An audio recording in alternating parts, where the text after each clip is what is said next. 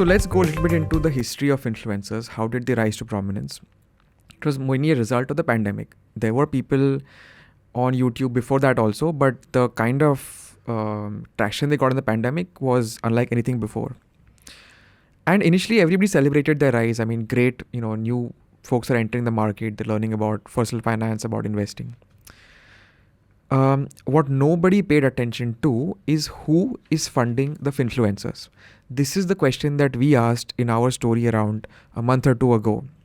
And it's not hard to find. All we had to do is look at the posts of influencers and note down the affiliate links or note down the promotions and sponsorships. And we found that in a lot of cases, it is stockbrokers who are doing it. Now, why was this bad?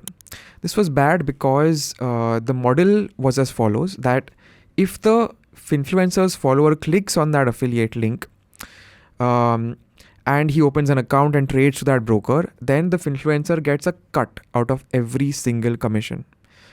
This creates a cycle because when your money is tied to somebody trading, then you will always make content that incentivizes trading, whether or not that follower actually makes money.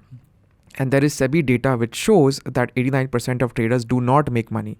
So this is harming the investors of India. The second way that Finfluencers monetize is through courses. Now, in any other profession in this country, to launch a course, you have to be certified by a body. To study medicine, you have to be certified by the medical with the official body for medicine. Same for engineering and so on. Here in finance, nobody's checking this. Nobody's certifying this.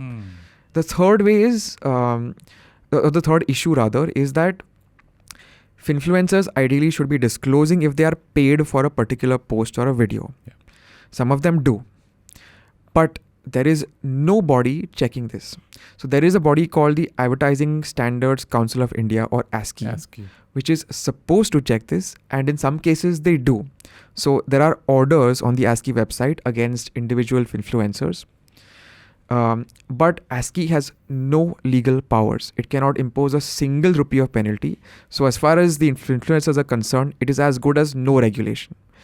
All of these are extremely problematic. On top of that, now we recently had the scandal of influencers putting fake screenshots and fake video. Oh yeah, that's a new thing going on. Correct. Or at least it's new for us, but apparently they've been doing it for a while. Just take a step back. How does this work? Because I haven't followed this. I could figure from the people that I follow on Twitter that there's some shit has gone down. But what the detail was, I just kind of said, okay, somebody's posting fake P&Ls and so. What happened exactly? So this is massive. Like, a lot of these influencers have followings in the millions, which they have in many cases garnered through these fake screenshots and fake videos. So essentially, the idea is, how do you prove that you're a good investor, good trader? There's something called verified P&L that some brokers have launched. Yeah. You can claim that this is part of that, but essentially you're just faking a screenshot. There are clone apps of actual apps of there's Zerodha clone apps. Wow. And so you amass huge followings, you sell courses to them, unregistered courses, and sometimes it's really clever.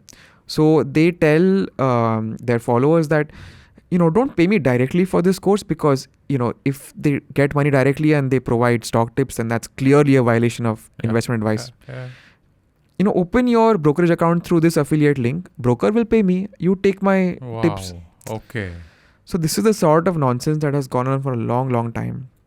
Finally, SEBI has proposed a clampdown on it, and it has done so in the most sensible way possible. Sensible because in a democracy, you cannot police speech. Correct. But you can police money. So SEBI has said that the entities that are regulated by it, brokers, PMS providers, mutual funds, etc., cannot be funding Finfluencers. Okay. Now, this is the general principle. A lot of nuance has to play out because question is, who is a Finfluencer? How is that properly defined? There should not be a complete cutoff of the regulated finance from various kinds of players, some of whom are holding themselves up to high principles. So all of this will be over the coming months fleshed out in detail, and I'm confident that the final SEBI paper will put down at least some of the malpractices that go on. IVM